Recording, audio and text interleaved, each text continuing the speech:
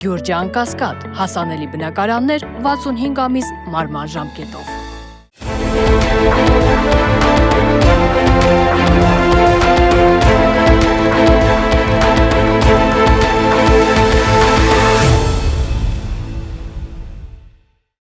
Բարև ձեզ մեդիա հաբի հարգելի հետևորդներ,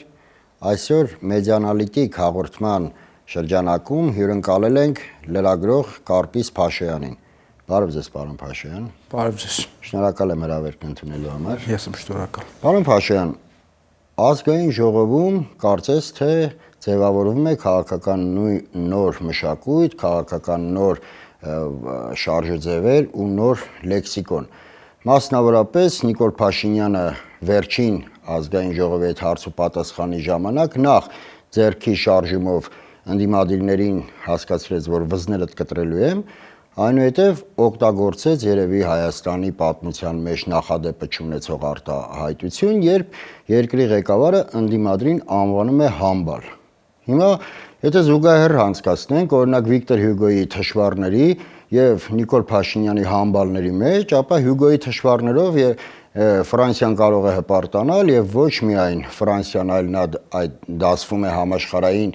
մշակութային ժառանգության շարքում, իսկ Նիկոլ Փաշինյանի համբալները պարզապես ամոթ ու խայտառակություն են մեր պարլամենտարիզմի համար։ Հիմա դա ինչ է այդ համբալը, ինչի ցուցիչ է կրթվելու, չէ՞ որ կրթվել են օրաձև է շրջանակներում Նիկոլ Փաշինյանն ու Աննա Հակոբյանը կրթում են բոլորիս, ենթադրաբար իրենք արդեն իսկ կրթվել են։ Հիմա այդ համբալները այդ կրթվածության արդյունքն է, թե Նիկոլ Փաշինյանի հոգեպես անհավասարակշիռ դրսևորումը։ Հյուգոյի թշվառների գլխավոր հերոսուին Կոզետներ, չէ՞։ Խեղճ Կոզետ, ինչ համեմատություններ։ Իհարկե Նիկոլ Փաշինյանը որևէ բան չի թաքցնում, ինքը ցուցադրում է այն ինչ որ ինքը կա, իր էությունը, իր քաղաքական ինքնությունը, միշտ էլ այդպես է եղել, ուղղակի հիմա միգուցե կրիտիկական իրավիճակում է հայտնվել եւ ընդդիմադիրները հարվածեցին նրա ցավոտ տեղին, ցույց տվեցին եւ ապացուցեցին իշխանության կոռումպացված լինելու փաստը, իսկ դա նրա մենաշնորհն է։ Ինչ ասում Նիկոլ Փաշինյանը, ասում է, հա մենք հանձնել ենք Ղարաբաղը, կործանել ենք մեր պետության բոլոր նվաճումները 30 տարիների, կասկածի տակ ենք դրել Հայաստանի տարածքային ամբողջականությունը, բայց մենք ձեզ բերելու ենք երկրային Երուսաղեմ, սոցիալական արդարություն, պայքարելու ենք կոռուպցիայի դեմ եւ գիլյոտին ենք բարձրացնելու թալանչիներին, այդ նողկալի թալանչիներին, բայց հիմա արույտես, որ երկու հրաշալի աղջիկները, Աննա Գրիգորյանը եւ Քրիստինե Վարդանյանը ասում են եղբայր, բայց դուք էլ եք ոնց որ թալանչի, այսինչ եք անում։ Դա չէր կարող նրան ուղղակի ինքնատիրապետումից չանել, բացի այդ միգուցե նաև սկսել է վտանգ զգալ իր իշխանության համար։ Ես չեմ կարծում, որ հիմա մեծ են շանսերը, որ 2026 թվականին իշխանափոխություն է լինելու, բայց այնուամենայնիվ Նիկոլ Փաշինյանը միգուցե հասկանում է, որ արդեն ժամանակը աշխատում է ի վնասի իրեն եւ նաեւ ուրիշ բան էլ է հասկանում, ողբերգության մասշտաբները, որ կարող են վրա հասնել իշխանազրկումից հետո այդ ամենասարսափելին է։ Պարոն Փաշոյան, հետաքրքիր զուգահեռ անցկացրեցիք նախ գիլյոտինի անունը տալով, այնուհետև իշխանության կորուստի ավելի շուտ, ոչ թե իշխանափոխության, ակամայից հիշեցի Մաքսիմիլիան Ռոբեսպիերին, քանի որ Ֆրանսիայից էին սկսել։ Ռոբեսպիերը երբ որ եկավ իշխանության հեղափոխության միջոցով, ճիշտ է, նա նման արտահայտություններ չի օգտագործել, կծեփեմ պատերին, կտամ ասֆալտով, կփռեմ ասֆալտին, չգիտեմ համբալներ եւ այլն, ուղղակի անում էր, չէ՞, այդ ամեն ինչը անում էր եւ եթե Նիկոլ Փաշինյանը կալանավորում է մարդկանց, շինծ ու քրեական գործեր է հարուցում, հաշվի առնելով այն ժամանակի սովորույթները, օրինակ Ռոբեսպիերը Դանտոնին ուղարկեց կախաղանի, ավելի շուտ ներողություն, գլխատման։ Սակայն այդ ամենի արդյունքում, երբ որ հենց Ռոբեսպիերը ինքը իշխանազրկվեց, գիլյոտինով գլխատեցին նույն Ռոբեսպիերին, այսինքն նույն տերմինոլոգիան, նույն ոչ տերմինոլոգիան, գործողությունները, նույն հետ հեղափոխական, ասենք ժամանակաշրջանում հեղափոխական արժեքները շահարկելով այդ ողջ ռեպրեսիաները եւ այլն, բայց արդյունքը եղավ Ռոբեսպիերի գլխատումը։ Ես իհարկե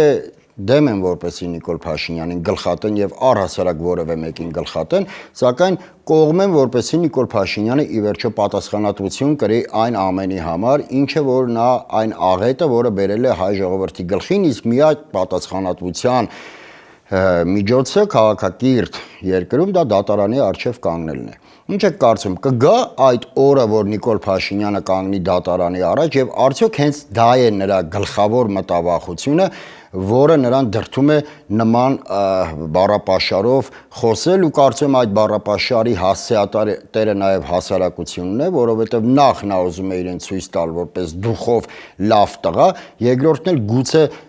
թաքցված մեսիջներ կան հանրությանը վախի մթնոլորտ տարածելու առումով։ Լեգենդը պատմում է, երբ որ Ռոբեսպիերին տանում էին գիլյոտին, գոռում էր, ասում էր, «Պարոնայք, ախր սա օրինական չի»։ Եվ այնտեղից լինում է արձագանքը, Բաստիլը օրինական էր։ Այո, Բաստիլը դահիճը չէ, հիշողություններ ունի Դանտոնի գլխատումից, կարծում եք կգա օրը, որ Փաշինյանը բանտային նոր հուշեր գրի։ Ես իսկապես չեմ կարող շատ կոնկրետ պատասխանել, դա խոսքը իմ ցանկության մասին է, իհարկե ես կուզեմ որ լինի պատասխանատվություն, իրավական պատասխանատվություն, չլինի ոչ մի դեպքում սամասուտ եւ լինի քաղաքական գնահատական կատարվածին, այսինքն Ղարաբաղյան շարժման արդյունքների փոշիացումը, Ղարաբաղի կորուստը, հայաթափումը, պատերազմը, պատերազմի պարտությունը ինչ թվում է չպետք է անհետևանք մնան եւ դրա գնահատականը քաղաքական թե իրավական հստակ պետքա տրվի եւ մեղավորները պետքա պատասխանատվության ենթարկվեն։ Դա միանշանակ է եւ դա թերևս միակ ճանապարհն է դեպի ապագա շարժվելու համար, միակ ճանապարհն է հասարակությանը հաշտեցնելու համար եւ ի վերջո հասարակությանը պետքա դուրս բերել այդ քայքայիչ թունավոր շրջապտույտից, որն է այդ շրջապտույտը, չգիտեմ, դավաճան, թալանչի, անդադ հարցեր, դավադրական տեսություններ ու արդյունքում փակուղի վակուումային տարածություն, որը լցվում է անբարոյականությամբ, նիհիլիզմով, այսինքն արդեն արգելված բաներ չկան, ամեն հարց կարելի է տալ, որևէ բան արգելակներ գոյություն չունեն, ամեն ինչ կարելի է կասկածի տակ դնել եւ այդ պատասխանատվությունը քաղաքական գնահատականը պարտադիր է հաշտեցման համար, նաեւ պարտադիր է ապագայի համար որ տեսանկյունից, որ ինչպիսին պետք է լինի իշխանությունը, այո։ Այ նայեք, խոսելով Ղարաբաղյան շարժումից 3 մայիսի 9-ն էր հայոց եռատոնը, որը այս իշխանությունների ձեռքով դարձավ միատոն։ Նիկոլ Փաշինյանը հանդես եկավ ուղերձով։ Իր տեսանկյունից սպասելի էր, որ նա չի խոսելու Շուշիի ազատագրումից, չի խոսելու Արցախի պաշտպանության բանակի կերտումից, այլ շեշտը դնելու է միայն երկրորդ համաշխարհային պատերազմում հաղթանակի եւ հայերի ունեցած ներդրումի մասին։ Սակայն իր ուղերձում Նիկոլ Փաշինյանը խոսեց անհարկի, իհարկե, իրական Հայաստանից։ Նայեք, ուզում եմ մի երկու բառ խոսենք իրական Հայաստանից, որովհետև իրական Հայաստանի գաղափարախոսությունը իմ ընկալմամբ ֆաշիզմի դրսևորում է, ինչ նկատի ունեմ ֆաշիզմի դրսևորում ասելով, նորմալ է, երբ որ որևէ անձ ինչ որ գաղափարախոսության հիմնադիր է ցանկանում դառնալ, այդ պատմության մեջ բազմաթիվ օրինակներ են եղել, սակայն Նիկոլ Փաշինյանը իր մոգոնած իրավական Հայաստան գաղափարախոսությանը ուզում է տալ սահմանադրական ուժ, այսինքն իրավական ուժ, ստացվում է հետայսու բոլոր նրանք, ովքեր որ դեմ կլինեն Նիկոլ Փաշինյանի ապազգային գաղափարներին, ովքեր դեմ կլինեն վարվող քաղաքականությանը, ովքեր դեմ կլինեն Նիկոլ Փաշինյանի մոգոնած իրավական Հայաստան գաղափարախոսությանը, ավտոմատ ստացվում է դուրս են գալիս սահմանադրախախտ, որովհետև դեմ են դուրս գալիս սահմանադրության դրույթներին։ Ավելին Նիկոլ Փաշինյանը մոգոնել է նույնիսկ երջանկության բանաձևը, սահմանել է թե որ չափանիշներով մարդը պետք է լինի երջանիկ։ Եթե հանկարծ պարզվի, որ մարդը այդ չափանիշներով առաջնորդվում է, սակայն այնուամենայնիվ նա դժբախտ է, կրկին իր դժբախտությունը դառնում է հակասահմանադրական եւ ցանկացած մարդ, ով դժբախտ է, պետք է դատվի որպես սահմանադրախախտ, ով դեմ է Նիկոլ Փաշինյանի իրական Հայաստան գաղափարախոսությանը, նա դառնալու է սահմանադրախախտ։ Այսինքն Նիկոլ Փաշինյանը դատարանի դռներին է հասցնում գրեթե յուրաքանչյուրին, բոլոր ընդդիմադիրներին եւ բոլոր նրանց, ովքեր երբևէ կասկածի տակ կդնեն նրա այդ ապազգային մոտեցումները։ Այդպես է։ Իրական Հայաստանի հիմնադիրը, գաղափարախոսության հիմնադիրը ինքը չի։ Իրական Հայաստանի գաղափարախոսությունը պայմանական ասած ճյուղավորվում է սովետական Հայաստանից։ Եվ այս վերջերս, չգիտեմ նայում եք թե չէ, Յոլիտ Գրիգորյանի ոդկասթը ուլտրավիոլետը այնտեղ հստակ հիմնավորված էր եւ հստակ ցույց էր տալիս, թե իրական Հայաստանը որտեղից է գալի եւ այստեղ զավեշտալին ինչն է, որ իրենք իբրև թե պայքարում են կայսերական նարատիվների դեմ, չէ, կասկածի տակ են դնում ցեղասպանությունը, ասում են, ինչի հենց այդ պահին սկսեցին խոսել ցեղասպանության մասին, բայց արույտես, որ իրական Հայաստանն լավ ոնց որ թե կայսերական նարատիվ եւ ոնց որ թե պրծում չկա եւ իսկապես Նիկոլ Փաշինյանը երբեք աչքի չի ընկել հանդուրժողականությամբ, ունի ավտորիտար հակումներ, ճիշտ է, այս առաջ համոզված էի, որ նա համոզված ժողովրդավար է, այսպեսի միտքել եմ հայտնել։ Այդ միտքը առաջացել, որ նա համոզված ժողովրդավար է։ Կոնկրետ որ քայլերի արդյունքում։ Դե ինքը ներգրաված ա եղել մշտապես ժողովրդական շարժումներում, հայկական իրականության մեջ, քաղաքական իրականության մեջ եւ միգուցե դա այդ մոլորությանը ինձ հանգեցրել է, բայց արույտես, որ ես խալվում եմ, ինքը այդքան էլ ժողովրդավար չի։ Չենք առասել այդ ժողովրդավար չի։ Դե գիտեք, ժողովրդավար լինել կամ չլինել այդքան էլ առաքելություն չի, դե հիմա Հիտլերն էլ ժողովրդավարական ճանապարհով ընտրվել։ Դե հիմա Չէ, բայց ի տարբերություն Հիտլերը այո, ժողովրդավար ճանապարհով ընտրվեց, սակայն այդ ընտրության մեխը գալիս է այնտեղից, որ գերմանացի ժողովուրդը, ասես պայմանական ասենք, երկարատև ժամանակ ճնշված էր եւ հասարակության մեջ ազգայնամոլական ներողություն, ոչ թե ազգայնամոլական այդ տրամադրությունները արդեն այնքան էին բյուրեղացել, որը բերեց Հիտլերի ժողովրդավար ճանապարհով իշխանության գալուց, բայց Նիկոլ Փաշինյանի պարագայում Նիկոլ Փաշինյանը այդ որ հռչակում է հեղափոխական արժեքներ, նրա ամբողջ շեշտադրումը թեպետ որ անկեղծ լինենք, ցած կոնկրետ շեշտադրումներ չի արել, բայց այնուամենայնիվ տողատակերում այն էր, որ Հայաստանը պետք է լինի իրավական պետություն, Հայաստանում պետք է ձևավորվի քաղաքացիական հասարակություն, ժողովրդավար երկիր պետք է լինենք, վենդետա չի լինելու, բռնություն չի լինելու, այո, բռնություն չի լինելու, բայց անմիջապես իր ընտրություններից հետո նրա լեքսիկոնը փոխվեց ծեփենք պատերին, փռենք ասֆալտով եւ չգիտեմ, մինչեւ հասանք համբալին։ Հիմա ուզում եմ ես հասկանամ, թե Նիկոլ Փաշինյանը այն որ եղել է ժողովրդական շարժումներում, երբևէ ինքը չի եղել առաջնորդ։ Միգուցե նրա համար ժողովրդական շարժումները պարզապես տրամպլին էին, որպեսզի գար իշխանության, որովհետև նրա անցած ճանապարհը նույնպես ասես ճակերտավոր ասած քցելով էր պայմանավորվում։ Գիտեք, սա երկու գործոն կա։ Նախ մարդկային գործոնը, որ ինքն էլ առանձնապես չի փայլում, բարձր կառավարչական քաղաքական ունակություններով մեկ, երկրորդն էլ, եթե Հայաստանում եղել է ժողովրդավարությունը, խոստովանենք, որ իսկապես 91 թվականից սկսած Հայաստանը շատ ավելի ժողովրդավարական երկիր է, քան իր բոլոր հարևանները հետ խորհրդային երկրները։ Նույնիսկ համարվում է ժողովրդավարության կղզյակ։ Այո, դա մեր հասարակության առանձնահատկությունն է, մենք չենք կարող միջին հայկական որևէ երկիր դառնալ, օրինակ Թուրքմենստան։ Դա եւ այստեղ դերակատարություն ունի մեր մշակութային միջավայրը, քրիստոնեական միջավայրը եւ այլն չխորանանք, բայց հայկական ժողովրդավարությունը միշտ եղել է փխրուն, քանի որ ժողովրդավարությունը ինքը քարացած համակարգ չի, ինքը պետք է անդադ դինամիկ զարգանա եւ նրա հիմքում պետք է լինի լինեն ինստիտուտներ, ինստիտուցիոնալ հիմք անպայման պետք է լինի։ Հայկական ժողովրդավարությունը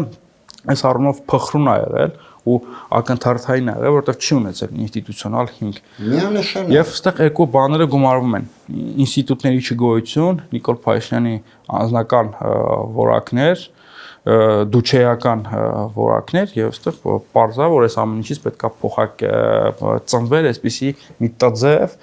տգեղ դեֆորմացված համակարգ, որն է Նիկոլ Փաշինյանի ռեժիմը, որը հա իսկապես նրա գաղափարական ակունքներում այդ լիբերալ ֆաշիզմ կոչվածն է, որը իրենից դուրս գտնող ցանկացած համակարգ, ցանկացած գաղափարախոսություն դիտարկում է որպես թշնամական, որը պետք է արմատախիլ արվի, որին պետք է իրավական հետապնդման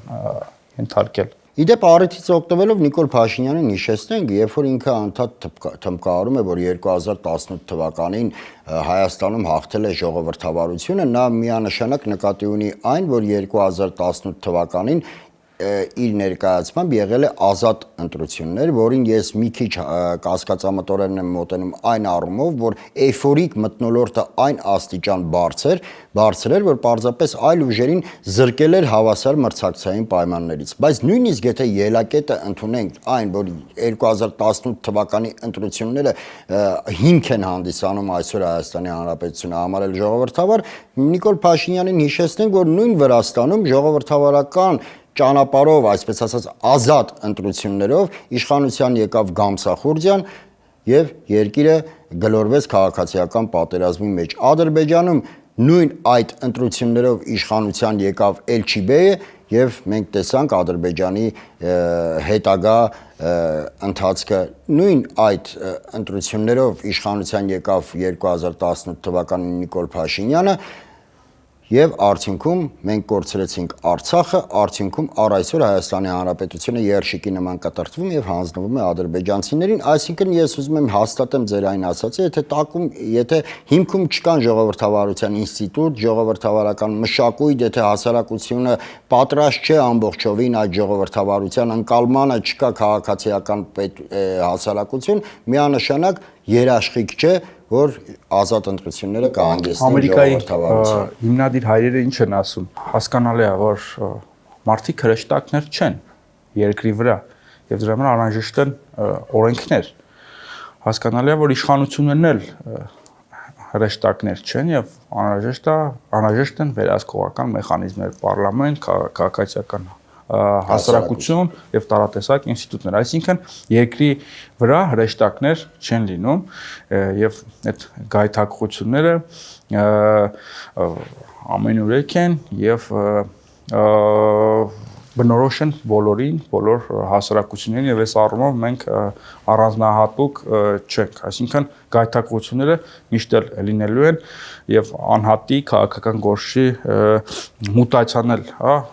շատ սովորական երևույթ է, մարդը անկախ իրանից համակարգում կարող է մուտացիայի ենթարկվել եւ փոխակերպվել հրեշի եւ միգուցե դառնալ ավելի վատ հրեշ, քան նախորդ հրեշներ, որի դեմ ինքը պայքարում էր։ Որպես այդպիսին է եկել իշխանության, պարզապես իշխանության գալուց հետո նոր ամբողջությամբ բացահայտել է իր դեմքը։ Երեք երաթորներ իմ ուշադրությունը ավելի շատ կենտրոնացած էր Արցախի հետ կապված երկու տոների վրա, Շուշիի ազատագրում, պաշտպանության բանակի ստեղծում, եւ ես մի հատ մտքի վրա ինքս ինձ բռնացրեցի, որ անկախության օրվանից ի վեր մեր հասարակության մեջ թույն է ներարկվել։ Եվ նաև միգուցե օբյեկտիվ պատճառներով, հաստատապես օբյեկտիվ պատճառներով, աղքատություն, սոցիալական անարդարություն, պետությունը որպես պատժիչ համակարգ, եւ անդադը թույնը գեներացվել է եւ վերստեղծել է այնպիսի մի համակարգ, որն է Նիկոլ Փաշինյանի ռեժիմը, այսինքն այս խնդիրները եղել են, այս խնդիրները շատ լուրջ խնդիրներ են, մեր միջավայրում միշտ անտեսվել են։ Մենք երբեք չենք հասկացել, որ մարդկության պատմության ամենամեծ շարժիչ ուժը դա սոցիալական պոպուլիզմն է, որը փաթթած ունի, կներեք այս բառը օգտագործելու համար ազգայնական պոպուլիզմին եւ դեմագոգիային։ Եվ դա մենք տեսանք 2018 թվականին, երբ որ սոցիալական պոպուլիզմը ջնջեց, ավիրեց բոլոր սահմանները։ Խոսքը նորմալ սոցիալական քաղաքականության մասին չի, պետությունը պետք է լինի սոցիալական, նաև իրավական եւ այլն, բայց սոցիալական պոպուլիզմը արդեն դա ուրիշ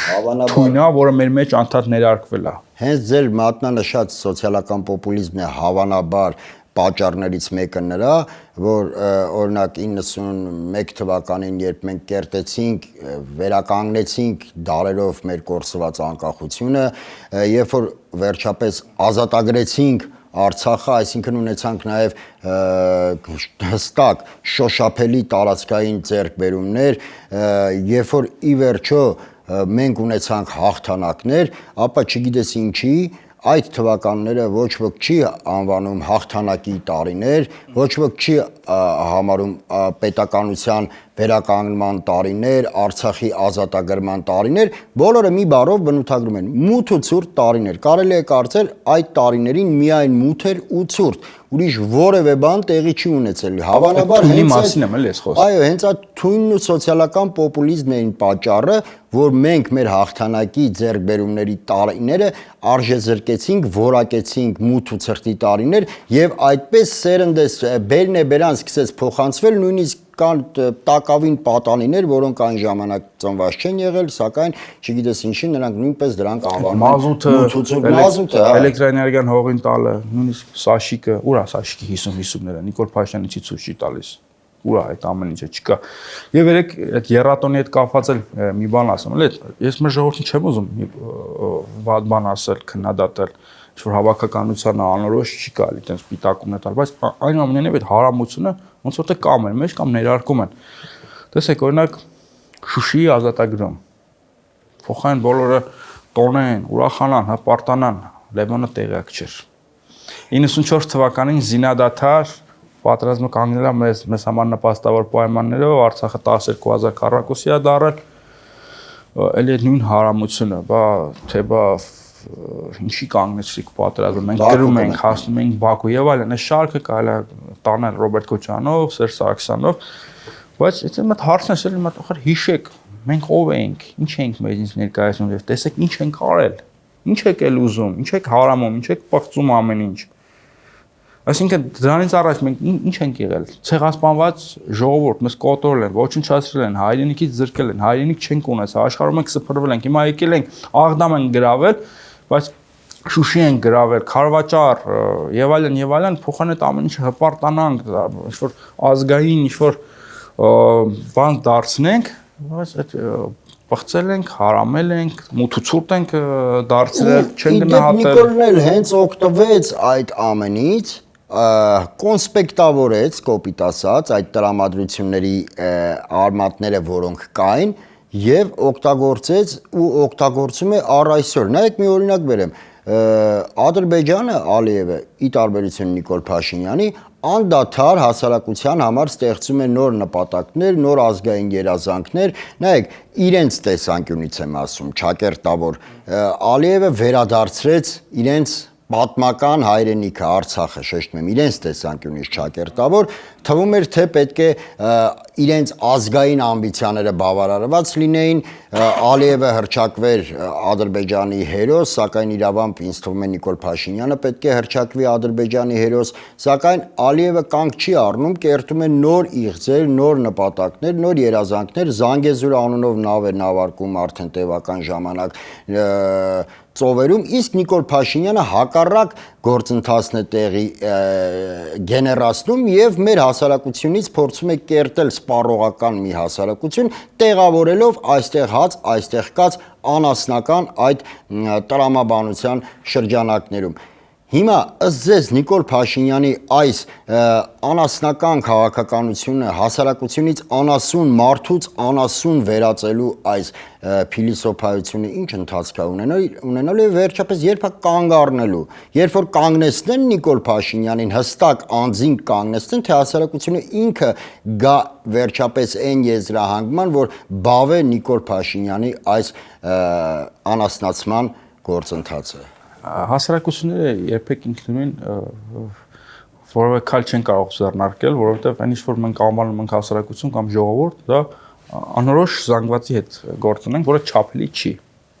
իսկապես չափելի չի։ Ճիշտ է, Նիկոլ Փաշինյանը իր պոպուլիզմի գիրքերից այդ ժողովուրդ կոչվածին գլուխ, մարմին, ինչ-որ հատկություններ է շնորհում, ասում է, ժողովուրդը ասում է, ով է այդ ժողովուրդը ի վերջո, ով է որոշում, ով է այդ ժողովուրդը։ Ես եւ Կարեն Կարապետյանը ժողովուրդ ենք, թե չէ, մենք էլ ենք, չէ, ժողովուրդ, բայց մենք այդպես բան չենք ասել։ Այդ առումով հասարակությունները ինչպես դասականն ասում, ցածկ են կատարում, երբ որ իրան ինչ-որ մեկը այտենց հուշում է։ Ինչ-որ ստեղծարար մեկը եւ հասարակությանը պետք է հուշել, բայց այստեղ մի հատ ուրիշ վտանգ էլ կա։ Այստեղ հաճախ իրար հակադրության մեջ են դնում կալբասը եւ հայրենիքը։ Այսինքն դրանք հակադիր բևեռներ են դարձնում, կամ հայրենիք, կամ կալբաս, կամ հայրենիք, մի խոսքով հակառակը։ Ինձ թվում է այդպես չի կարելի եւ պետք է ժողովրդին բացատրել։ Կա եւ հայրենիք, եւ հայրենիքում կա ուտելու բան։ Որտեղ պետությունները ինքնին, որ հաճախ մենք ասում ենք Ադրբեջանը արհեստական պետություն է, մեծ հաշվով բոլոր պետություններն են արհեստական եւ ստեղծվել են ինչ-որ խնդիր լուծելու համար, մարդիկ ռուսայի ձևակերպմամբ հասարակական դաշինք են։ Հա, հաճույքի համար չեն, չէ՞, մարդիկ նախնադարյան մարդիկ սկսել մտածել պետություն ստեղծելու մասին, ինչ-որ կոնկրետ խնդիրներ պետք է լուծեն այդ պետությունները եւ դրանցից մեկը նաեւ որ մարդիկ լինեն անվտանգ, որ մարդիկ ուտեն եւ դա արդեն հարյուրամյակների, հազարամյակների ընթացքում բարձ ստրուկտուրաների է փոխակերպվել, սոցիալական քաղաքականություն, ինստիտուտներ, էկոնոմիկա, մակրոէկոնոմիկա եւ այլն, չխորանանք, բայց պետությունը ֆունկցիա է կատարում։ Բայց նաեւ պետությունը չի կարող առանց այդ ոգեղեն լիցքերի էլ գոյություն ունենալ, բայց պետությունը չի կարող գոյություն ունենալ նաեւ առանց կալբասի։ Եվ դրանք հապետ չի իրար այդ հակադրության մեջ դնել, այսինքն ամեն ինչ շատ ավելի պարզ է, քան մենք պատկերացնում ենք եւ մարդկանց պետք է հստակ բացատրել, որ մենակ ուտելով ու երջանիկ լինելով չի, նաեւ հոգեվոր արժեքներ։ Պարոն Փաշյան, եւս երկու հարցի անդրադառնանք ու թերևս այսօր սահմանափակենք մեր քննարկումը, բայց կարծում բավականին երկար է թե երկու հարցը կքննարկենք։ Նայեք, Նիկոլ Փաշինյանի հակասությունները ինքն իր հետ։ Կարծեմ այդ մարդը չունի քաղաքական հստակ գիտակցություն, որը ի հայտ է գալիս նրա մշտապես ինքն իրան հակասելով։ Նայեք, սկզբից Նիկոլ Փաշինյանը տարբեր թվականներ էր նշում, իբր այս թվականին են Արցախը ճանաչել Ադրբեջանի մաս, հետո վերջապես իր պատկերացմամբ գտավ լավագույն լուծումը, հղում արեց Ալմատիի հռչակագրին, իբր Ալմատիի հռչակագրով Հայաստանը դեռևս այն ժամանակ Արցախը ճանաչել էր Ադրբեջանի մաս, սակայն հայր եւ որդի Ալիևները համբերատար սպասում էին մինչեւ ինքը գա իշխանության, որպեսզի ի վերջո Արցախը վերցնեն։ Սակայն հիմա խոսքը դրա մասին չի։ Նա երկար ժամանակ հանրությանը փորձում էր այդ տափակաբանությամբ կերակրել, սակայն 3 առաջի օրը ներողություն ազգային ժողովում նա հայտարարեց, որ Արցախը Ադրբեջանի մաս է ճանաչել 2022 թվականին։ Երբ որ հասկացավ, որ Ադրբեջանի կողմից ջերմուկ ներխուժելուց հետո հասկացավ, որ Հայաստանի Հանրապետությունը պետք է ունենա հստակ սահմանագծված, սահմանազատված սահմաններ, այսինքն Նիկոլ Փաշինյանը ինքն իր բերանով հայտարարեց, որ այն ինչ ասում էր 91 թվականի հետ կապված տափակաբանություն է եւ ինքը Արցախը ճանաչել է Ադրբեջանի մաս 2022 թվականին պայմանավորված հապկի անգործությամբ։ Դա իր ձևակերպումն է։ Հետո ընկավ հիստերիայի մեջ ու 3 նախագահներին հրավիրեց բանավեճի։ Այն որ 3 նախագահները չեն բանավիճելու Նիկոլ Փաշինյանի հետ, որովհետև անարգանք կլինի նրա հետ բանավիճելը, որովհետև քաղաքական հենքնել չկա բանավեճի։ Դա ակնհայտ է։ Սակայն ի վերջո Նիկոլ Փաշինյանը այդ տարբեր տարեթվերը նշելով ինչ է ուզում ապացուցել, կարծում եմ այնքան էլ հիմար չի, որ չհասկանա, որ հասարակությունը այնուամենայնիվ այդ թվերը դնում է իրար կողքի։ Սակայն արդյոք դա չի տանում մեր պետականության հերթական կորստին իր ոչ, այսպես ասած, հավասարակշիռ կամ իր ոչ հաստատական մոտեցումները քաղաքական երևույթների նկատմամբ, որովհետև նա այն ինչ հրամցնում է ներքին լսարանին, դա ի վերջո արտահայտվում է նաև արտաքին քաղաքական կուրսում։ իհարկե կարելի է պատկերացնել մարդկանց դեմքերը ում համար որ ամեն օր զեկույցներ են չէ պատրաստում օրինակ չգիտեմ Հայաստանի վարչապետը էս ասել Իրանի նախագահը էս ասել եւ իրենց դեմքերը այդ դիվանագետների երկրների ղեկավարների բերում են զեկույցը Հայաստանից օրինակ ինչա խոսացել Նիկոլ Փաշինյանը եւ դա շատ հետաքրքիր է եւ այդ մարդկանց այսինքն նոր տեղեկանք է գրվելու որ Նիկոլ Փաշինյանն Արցախը ճանաչել է Ադրբեջանի մաս 2022 թվականին հապկի անգործության պատճառով կարող են չէ այդ տեղեկանքը գրել տալ Նիկոլ Փաշինյանը կառավարություն նստած հրեշ չի որի ուշք ու միտքը միշտ եղել է գա ու չգիտեմ բերի աղետներ քաղաքական գործիչ է պետական գործիչ է դարձել ճարտարապետի բերումով դե հիմա կարգավիճակը է դա հիմա դարձել է թե չի դարձել հա բայց այնուամենայնիվ մարդ է որը պետք է կայացներ որոշումներ որը պետք է իրականացներ քաղաքականություն այդ քաղաքականությունը բերել է կոլապսի բերել է աղետի եւ հիմա այդ փլուզումը շարունակվում է եւ ինքը գործել է սխալը սխալի հետևից եւ ըստ էության ճիշտ է ասում թե ինչի է գնացել Պրահայում եւ ճանաչել որտեղ եղավ ադրբեջանական ագրեսիան եւ ինքը պետքա որոշում կայացնել եւ իր կարծիքով ամենակարճ եւ ամենահեշտ որոշումը էր ոչ թե խնդրը լուծել, այլ խնդրը կտրել։ Ալեքսանդր չկա խնդրեմ։ Մակեդոնացու պես է ուզեցել իրան պահի, որ Գորզյան հանգույցը բացելու փոխարեն ուղղակի կտրել։ Կամ Բիսմարկի խոսքերն էր, չէ, չկա մարդ, չկա խնդրեմ։ Հիմա հանձնեց Արցախը, դատարկեց Արցախը ու իր պատկերացմամբ չկա խնդրեմ, այլևս որովհետև չկա մարդ։ Այսինքն ըստ էության մենք Հայաստանը շատ այդքան է ինքնաբավ երկիր չի, ինչ առումով եմ ասում, որ առանձնապես շատ այլընտրանքներ չկան։ Հայաստանի Նիկոլ Փաշինյանը միգուցե 2018 թվականին առաջնորդվում էր այն մտքով, որ Սերժ Սարգսյանն ու Ռոբերտ Քոչյանը կյանքը վայելեցին, ինչել ես վայելեմ։ Ես չգիտեմ հիմա Ռոբերտ Քոչյանը եւ Սերժ Սարգսյանը ինչ են արել, բայց առնվազն վստահ եմ, որ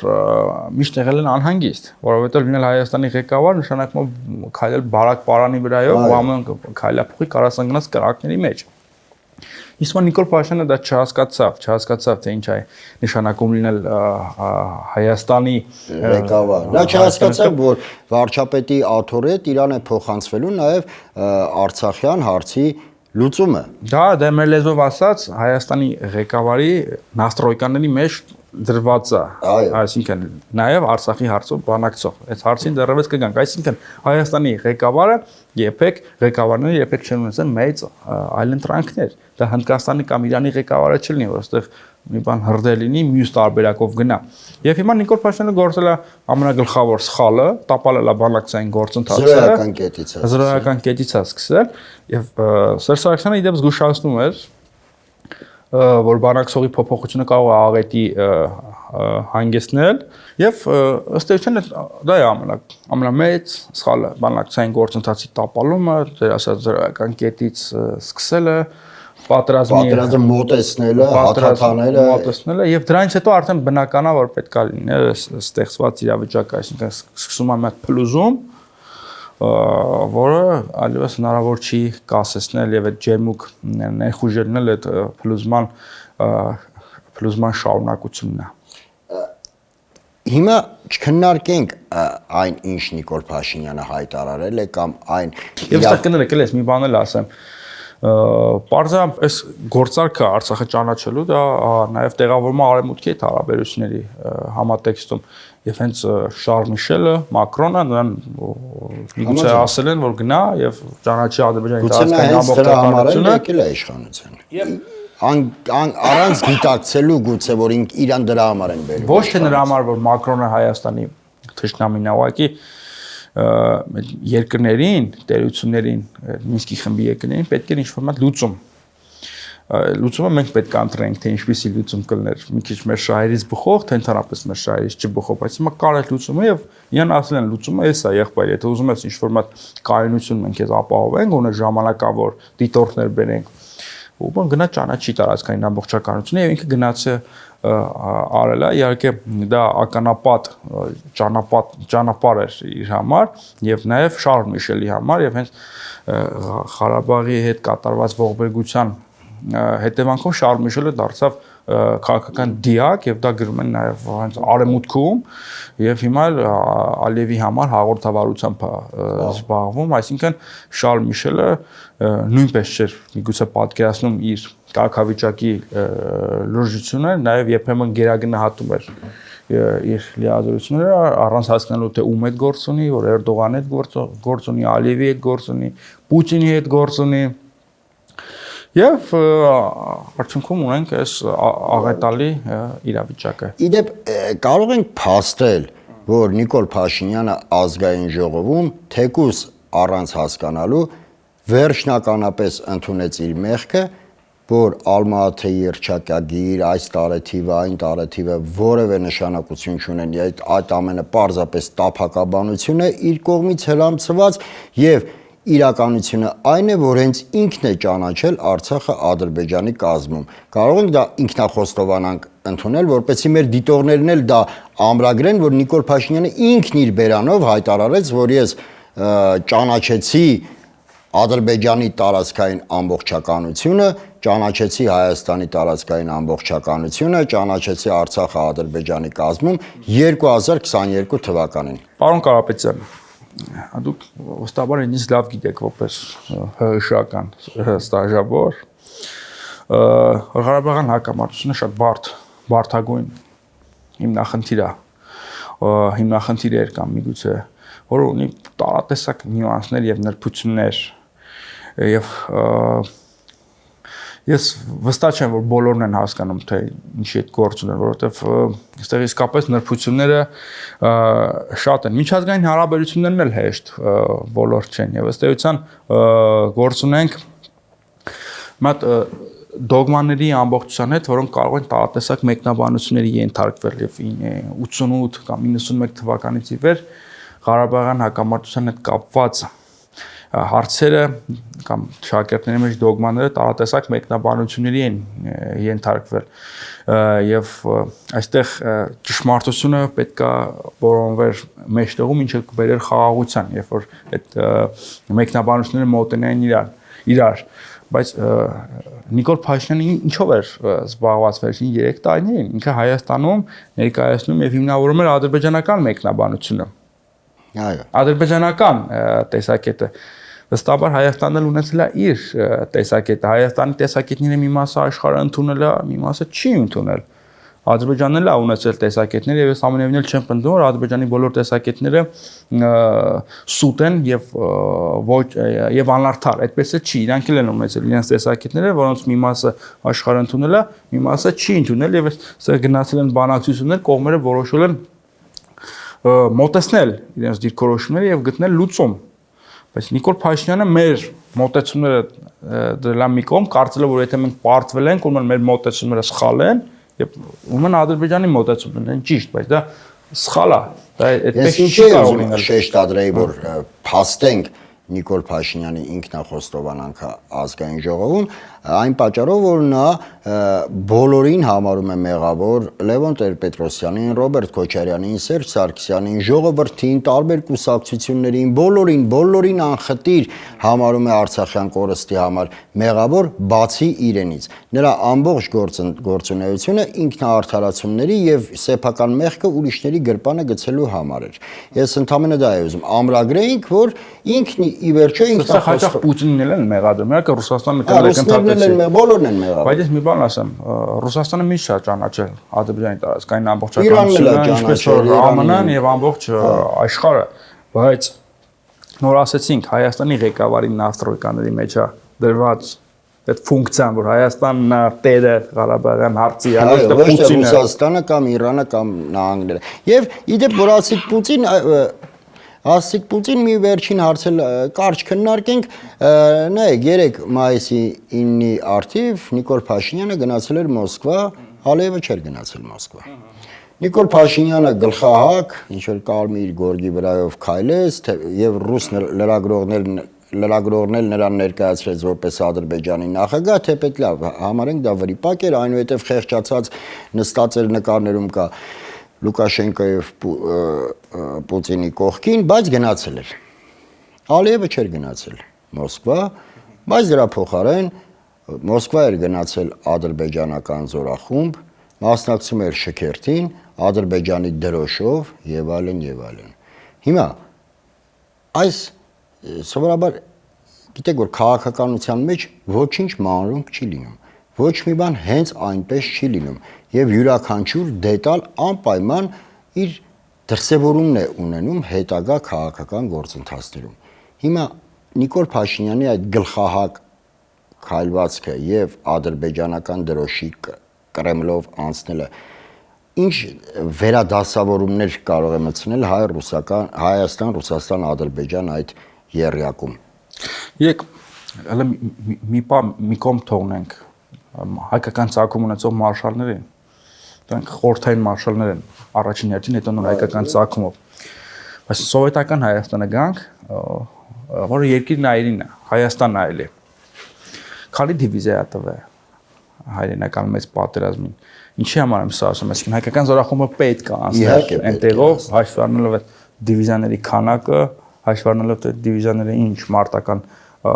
ճանապարհ են անցել, հասնելով մինչև կենտրոնական Եվրոպա եւ ի վերջո Բերլին։ Իսկ հիմա այստեղ էս Facebook-յան խոսակցություններն են անդադ։ Այ եթե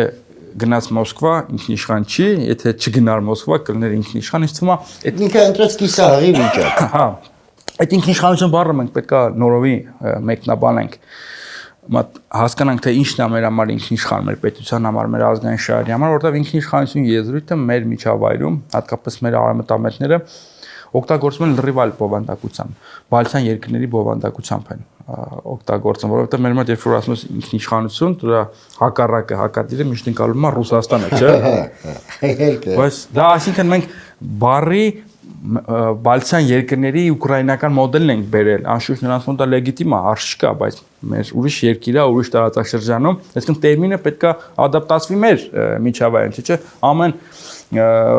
փսլնքոտ, որ իրան արամտամետը հարճակում, էլ ինքնիշխան, եղբայր, ինչ նկատի ունես։ Փաշինյանը ինձ այդ փսլնքոտների ստատուսից վախեցավ, որ Մոսկվայում կիսահղի վիճակում, այ որ վաղը արդարանա, ես ճիշտ է գնացի Մոսկվա, բայց հայոց երագույնը Կրեմլով չանցավ, հայոց զորախումբը չանցավ, բայց նայեք Ադրբեջանի դրոշը անցավ Կրեմլով, Ադրբեջանի զորախումբը անցավ, մենք արևմտամետ ենք, Ադրբեջանը ռուսամետ։ Գուցե ուզում շեշտեմ այդ կիսահղի վիճակը, որ պատկերը ավելի տպավորիչ լինի։ Մի կողմից գնում է, մի կողմից ատամա ցույց տալիս։ Այո, միգուցե գնում է այնտեղ իսկ Facebook-ում այդ ձեր ասած արևմտամետների մոտ արդարացման ինչ որ տեղեր է թողում։ Կարծում եմ Նիկոլ Փաշինյանի ամբողջ մոտիվացիան դա կլինի Facebook-ում արդարանալը, որովհետև նա իմ համոզմամբ չունի քաղաքական խորը մտածելակերպ, վերլուծական խորը միտք, պետական գործին վայել քայլ եւ վճռականություն անտեսելու համար այն ամենը, ինչ կգրվի եւ կատարի այնպիսի գործողություններ, որոնք գոնե իր պատկերացմամբ Հայաստանը նպաստ են լինելու։ Ես ընդհանրապես մի բան կասեմ, պարոն Կարապետյան։ Ես այդ մանր-մունր քաղաքականությունների ջատագովը չեմ։ Եվ եթե տենց բաները, չգիտեմ, Facebook-յան փոքրիկ արմատամետին կամ Արմեն Գրիգորյանին երջանկություն կբերի թողանեն, բայց դա կապ չունի ոչ պետության հետ, ոչ էլ պետական քաղաքականության հետ, ոչ էլ հասարակության հետ։ Շնորհակալ եմ պարոն Փաշյան հետաքրքիր զրույցի համար։ Հարգելի հետևորդներ, հիշեցնենք, որ այսօր հյուրընկալել էինք լրագրող Կարպիս Փաշյանին։ Այսօր այսքանը, շնորհակալ եմ, կհանդիպենք։ Գյուրջան Կասկադ, հասանելի բնակարաններ 65 ամիս մարման ժամկետով։